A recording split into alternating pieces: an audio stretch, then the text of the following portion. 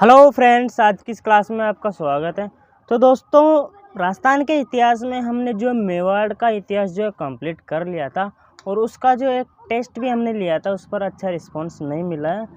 चलिए कोई बात नहीं, आज हम स्टार्ट करने वाले हैं मारवाड़ का इतिहास। ठीक है, तो आप सभी को ध्यान होगा, नहीं ध्यान है तो मैं बता देता हूँ। मारवाड़ में जो है राठौड़ वंश का शासन चला है।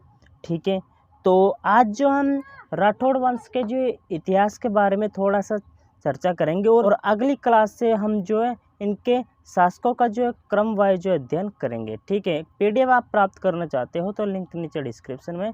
चलिए आज की क्लास को स्टार्ट करते हैं।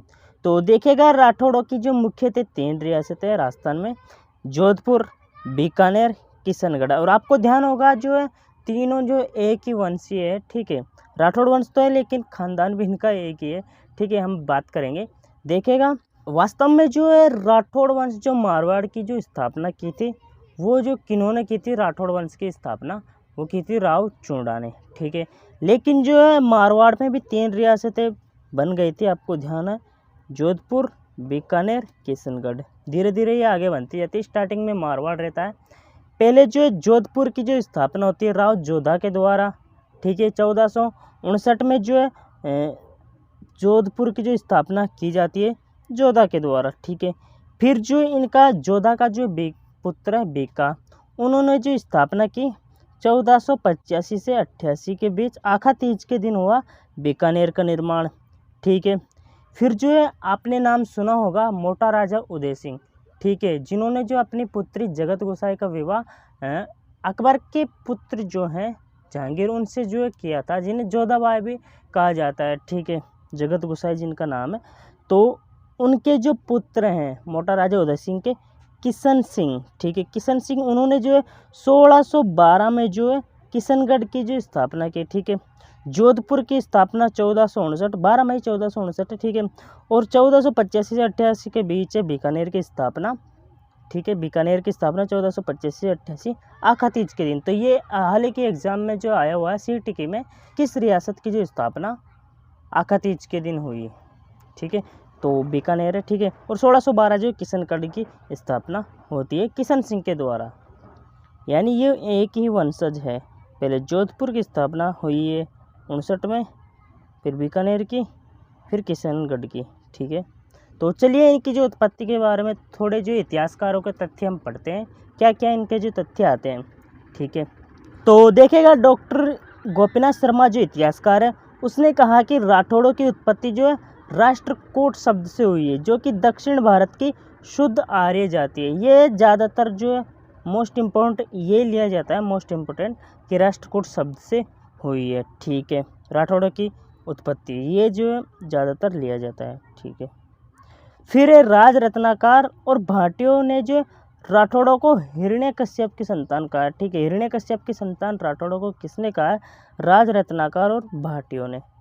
ठीक है, हिरण्यकश्यप की संतान। ये तथ्य आपको ध्यान रखने होते हैं अगर आप थोड़ी सी जो है डीप लेवल के एग्जाम में पूछे जाते हैं, ये तो डीप लेवल की तैयारी करते हैं तो आप इन्हें ध्यान रख सकते हैं। बाय द वे, जो मोस्ट इम्पोर्टेंट इतिहासकार हैं उनके तथ्य तो आपको ध्यान रखने ही है। ठीक है, फिर जो इतिहासकार है टोड, उसने जो राठौड़ों को जो घेड़वालों की संतान बताया और सूर्यवंशी कहा। ठीक है, घेड़वालों की संतान बताया, जैसे जयचंद घेड़वाल है, जयचंद भी एक घेड़वाली है। ठीक है, तो सूर्यवंशी कहा घेड़वालों के संतान बताते हुए। ठीक है, मूणोत नैणसी, पृथ्वीराज रासो और जोधपुरी जो ख्यात है, उसमें राठौड़ों को कन्नौज से आया हुआ बताया है।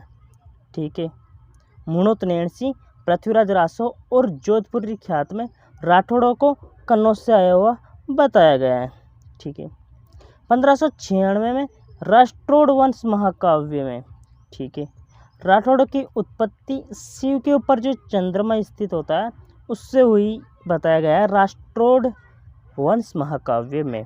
ठीक है, ये जो सोर्स लिया जाता है, ठीक है, तो उनके आधार पर है ये राष्ट्रोड़ वंश महाकाव्य में कहा गया है कि राठौड़ों की उत्पत्ति जो शिव के ऊपर स्थित चंद्रमा से हुई है। ठीक है, विश्वेश्वर नाथ रेणु जो इतिहासकार है, उसने जो मारवाड़ के राठौड़ों को कन्नौज के जो जयचंद घेड़वाल है उसकी संतान बताया, यानी विश्वेश्वर नाथ रेणु और टोड ने भी जो घेड़वालों की संतान बताया, लेकिन इसने जो जयचंद घेड़वाल की ही बताया। ठीक है, जयचंद जो घेड़वाल है उनकी संतान बताया। ठीक है, चलते हैं नेक्स्ट है हारनौली ने सर्वप्रथम राठौड़ों और घेड़वालों को जो अलग अलग बताया। तो ये भाई सब जो तर्क दे रहे थे कि घेड़वालों की संतान है, तो हारनौली जो इतिहासकार उन्होंने सर्वप्रथम जो है अलग बताया राठौड़ों और घेड़वालों को। ठीक है, तो ये थोड़ा सा ध्यान रख लेना। फिर जो है जैन ग्रंथों के अनुसार रेहट शब्द से जो उत्पत्ति हुई है राठौड़ों की। ठीक है, रेट होता है कुएं पर जो कुआं होता है उस पर जो सिंचाई का जो होता था पहले। ठीक है, अब तो आधुनिक जो मशीनें बन गई है, चलिए कोई ना। रेहट जो सिंचाई का एक तरीका होता था, तो जैन ग्रंथों के अनुसार रेहट शब्द से उत्पत्ति बताई है। ठीक है, डॉक्टर ओझा ने जो राठौड़ों को बदायूं के राठौड़ों के वंशज माना है। ठीक है, डॉक्टर गौरीशंकर हीराचंद ओझा ने। ठीक है, GH ओझा ने। फिर है मानवोली गांव के शिलालेख के अनुसार राठौड़ों को जो है दैत्यवंशी बताया गया है। ठीक है, मानगोली गांव के शिलालेख के अनुसार राठौड़ों को दैत्यवंशी कहा गया है। तो आज की इस क्लास में हमने क्या सीखा, एक बार जो हम फर्स्ट रिवीजन कर लेते हैं। देखेगा मारवाड़ का इतिहास जो हमने आज स्टार्ट किया है। ठीक है, इसमें जो राठौड़ों की जो 3 रियासतें हैं मारवाड़ में राठौड़ों की। ठीक है, जोधपुर, बीकानेर और किशनगढ़। जोधपुर की स्थापना जोधा ने की थी 1459 ईस्वी में। ठीक है, 12 मई 1459 में जो जोधपुर की स्थापना की थी जोधा ने। फिर जो जोधा के पुत्र बीका, उन्होंने जो 1485 से 88 आका तीज के दिन इसका स्थापना हुई थी बीकानेर राज्य की। ठीक है, पहले के संक्षेप में हम जिसे राज्य बोले हैं। ठीक है, और किशनगढ़ जो रियासत है उसकी स्थापना जो मोटा राजा उदय सिंह के पुत्र किशन सिंह ने जो है 1612 में की। ठीक है, इसके बाद जो हमने इतिहासकारों के तथ्य पढ़े हैं राठौड़ों की उत्पत्ति के, तो डॉक्टर गोपीनाथ शर्मा जो मानता है राठौड़ों की उत्पत्ति राष्ट्रकूट शब्द से हुई जो दक्षिण भारत की शुद्ध आर्य जाति है। ठीक है, राज रत्नाकर और भाटियों ने राठौड़ों को हिरण्यकश्यप की जो संतान बताया है।